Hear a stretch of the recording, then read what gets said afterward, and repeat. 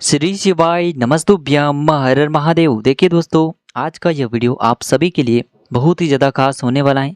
देखिए दोस्तों, हम सभी जानते हैं कि कल दिनांक 2 जून को रविवार के दिन ज्येष्ठ मास की कृष्ण पक्ष की अचला एकादशी का बहुत ही पवित्र दिन है। और इस एकादशी पर चाहे आपकी कितनी ही बड़ी से बड़ी मनोकामना हो, जीवन की कितनी ही बड़ी से बड़ी समस्या हो, वह निश्चित ही समाप्त होती है। आपके जीवन के जो भी दुख और संकट हैं वह सभी भी समाप्त हो जाते हैं। देखिए, यदि इस एकादशी पर आप यह उपाय करते हैं तो आपको अपने जीवन में अपार खुशियों की प्राप्ति होने वाली है। आपको अपने जीवन में वैभव की प्राप्ति होने वाली है। साथ ही साथ आपके अपने जीवन में धन धान्य में वृद्धि होने वाली है। तो देखिए, इस दिन आपको अचला स्वधा वाला बहुत ही चमत्कारिक उपाय करना है, जो कि पूज्य गुरुदेव की ही कथा को सुन करके और समझ करके ही आपको समझाने का पूरा प्रयास करेंगे। लेकिन उससे पहले वीडियो को लाइक करें, चैनल को सब्सक्राइब करें और कमेंट में श्री शिवाय नमस्तुभ्यम या फिर ओम नमः शिवाय जरूर लिखें। देखिए, आज के इस पूरे वीडियो में हम आपको 3 चमत्कारिक उपाय बताने वाले हैं, जो कि आपको नवतपा के दिनों में पड़ने वाली इस विशेष एकादशी पर ही करने। देखिए, यह एकादशी बहुत ही खास है क्योंकि यह नवतपा के दिनों में पड़ने वाली एकादशी है और विशेषकर यह अचला एकादशी है। तो चलिए दोस्तों, जान लेते हैं गुरुजी द्वारा बताए गए सबसे पहले उपाय के बारे में। यह उपाय विशेषकर अचला सौदा वाला उपाय है, जो कि आपको इस अचला एकादशी पर ही करना है।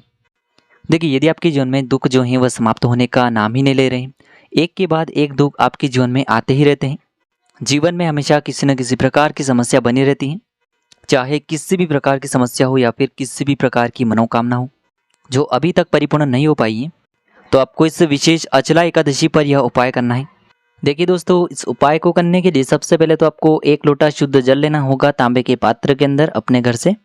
अब इसी के साथ में आपको एक गोल बाती का मिट्टी का दीपक तैयार करना होगा, जिसमें आपको गौ माता के शुद्ध घी का प्रयोग करना है। अब देखिए दोस्तों, मात्र इस 1 लोटे जल को और साथ ही साथ गोल बाती वाले दीपक को लेकर के सीधे आपको पहुंच जाना है भगवान शिव के मंदिर में।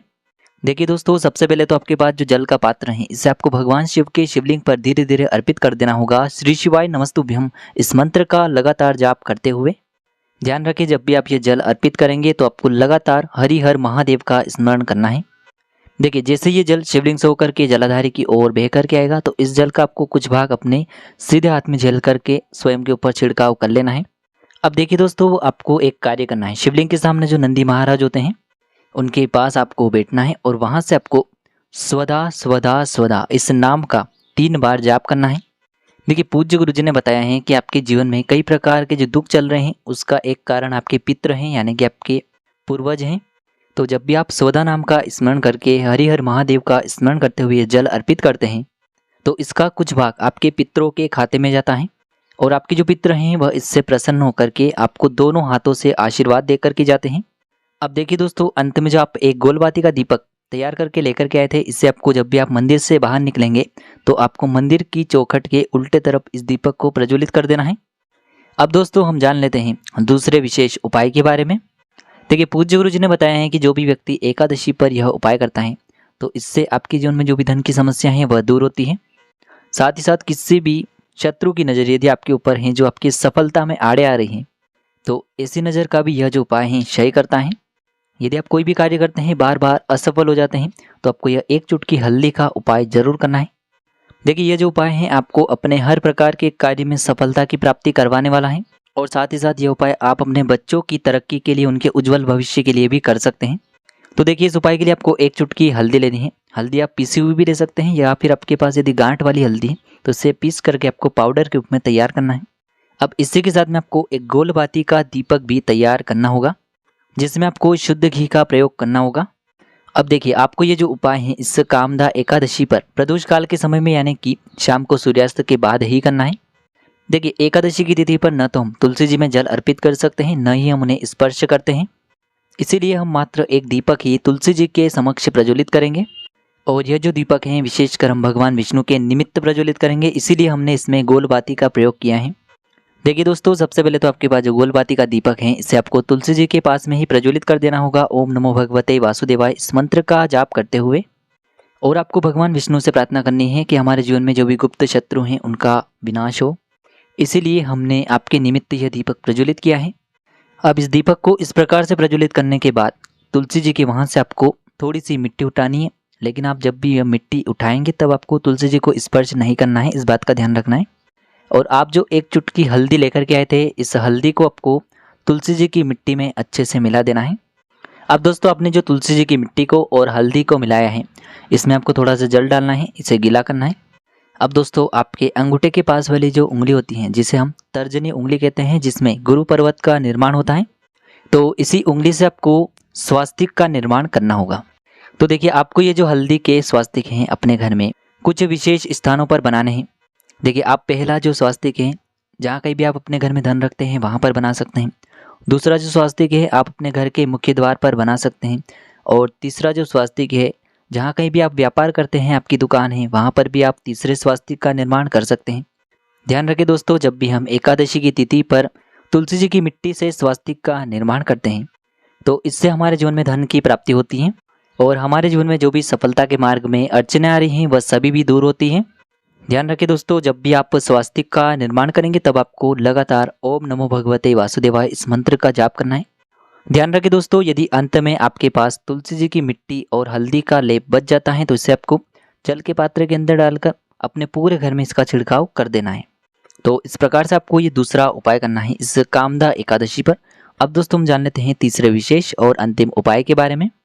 देखिए यदि आपके घर में किसी भी कारणवश धन की प्राप्ति नहीं हो पा रही है, आप मेहनत बहुत अधिक करते हैं लेकिन फिर भी घर में संपदा प्राप्त नहीं हो पा रही है, घर में वैभव नहीं आ पा रहा है, परिवार में मान सम्मान की वृद्धि के लिए ताकि आपके परिवार का नाम रोशन हो, तो ये सुंदर सा उपाय आपको इस एकादशी पर जरूर करना है।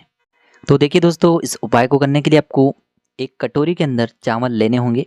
फिर इसी के साथ में आपको एक प्यारी सी और सुंदर सी बेलपत्र लेनी है जो कहीं से भी खंडित नहीं होनी चाहिए। और इसी के साथ में आपको दुर्वा घास लेनी होगी। देखिए दोस्तों, पूज्य गुरु जी ने बताया है कि दुर्वा घास आपको 1, 3, 5, 7 यानी कि आपको दुर्वा घास विषम संख्या में ही लेनी है। आप कम से कम एक दुर्वा घास भी ले सकते हैं। अब इसी के साथ में आपको एक सफ़ेद पुष्प लेना होगा। केवल आपको ध्यान रखना है कि जो सफ़ेद पुष्प है आपको केतकी का नहीं लेना है और किसी भी प्रकार का आप सफ़ेद पुष्प ले सकते हैं। तो देखिए दोस्तों, सबसे पहले तो आपने जो चावल की कटोरी ली थी, इसके ऊपर आपको एक बेलपत्र रखनी है। बेलपत्र के ऊपर आपको जो दुर्वा घास है उसे रखनी है और इस दुर्वा घास के ऊपर आपने जो एक सफ़ेद पुष्प लिया था इसे भी रख देना है। अब देखिए इस चावल की कटोरी को और साथ ही साथ इन सभी सामग्रियों को आपको वहाँ से उठाना है और जहाँ कहीं भी आप अपने घर में मटका रखते हैं यानी कि पानी पीने का आपके घर में स्थान है, तो वहाँ पर आपको अपनी धन संपदा की कामना करते हुए ये जो कटोरी है इससे रख देना है। पूज्य गुरु जी ने बताया है यदि आपके वहाँ पर आरओ लगा हुआ है तो आरओ के पास में भी आप इस कटोरी को रख सकते हैं।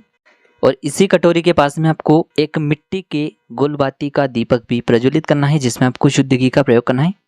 अब देखिए ये जो कटोरी है आपको कम से कम 3 घंटे तक अपने मटके के वहाँ पर ही रखे रहने देनी है। 3 घंटे के बाद आपको ये जो कटोरी है इससे वहाँ से उठानी है और साथ में आपको एक तांबे के पात्र के अंदर शुद्ध जल लेकर के पहुँच जाना है सीधे भगवान शिव के मंदिर में। देखिए सबसे पहले तो आपके पास जो एक लोटा शुद्ध जल है इसे आपको धीरे धीरे भगवान शिव के शिवलिंग पर ही अर्पित कर देनी है। श्री शिवाय नमस्तुभ्यम या फिर ओम नमः शिवाय इस मंत्र का लगातार जाप करते हुए। अब देखिए दोस्तों, आप जो चावल की कटोरी के अंदर एक बेलपत्र, एक दुर्वा घास और एक सफ़ेद पुष्प लेकर के आए थे, इन्हें आपको निकालना है और इन सभी को आपको एक साथ भगवान शिव के शिवलिंग पर ही अर्पित कर देने हैं। देखिए सबसे पहले तो आपके पास जो बेलपत्र है इसे आपको शिवलिंग पर अर्पित करनी है। बेलपत्र की डंडी आपको जलाधारी की ओर रखनी है, चिकनी साइड शिवलिंग से स्पर्श रखनी है। उसके बाद आपको जो आप दुर्वा घास लेकर के आए थे और एक सफ़ेद पुष्प लेकर के आए थे उन्हें अर्पित करना है। अब देखिए दोस्तों, ये जो चावल की कटोरी है इसे आपको अपने घर लेकर के आ जानी है और यदि आपके घर की छत पर पक्षी आते हैं तो उनके लिए आपको ये चावल के दाने डाल देने हैं या फिर आपके घर के आसपास जहाँ कहीं भी पक्षी आते हैं उनके लिए आपको ये चावल के दाने डाल देने हैं। यकीन मानिए जो व्यक्ति भी नवरात्रि के बाद वाली इस एकादशी पर यह उपाय करता है तो उसके घर में धन की आवक होना प्रारंभ हो जाती है। तो देखिए दोस्तों, इस प्रकार से आज के इस वीडियो में हमने आपको एकादशी पर किए जाने वाले 3 महा उपाय बताए हैं। जो भी आपके लिए उचित हैं, सरल है, उसे आप कर सकते हैं। यदि आपको उपाय से जुड़े हुए किसी भी प्रकार के सवाल रहते हैं तो कमेंट में पूछ सकते हैं। उपाय को करते समय आप किसी भी प्रकार की गलतियां न करें। श्री शिवाय नमस्तुभ्याम। हर हर महादेव।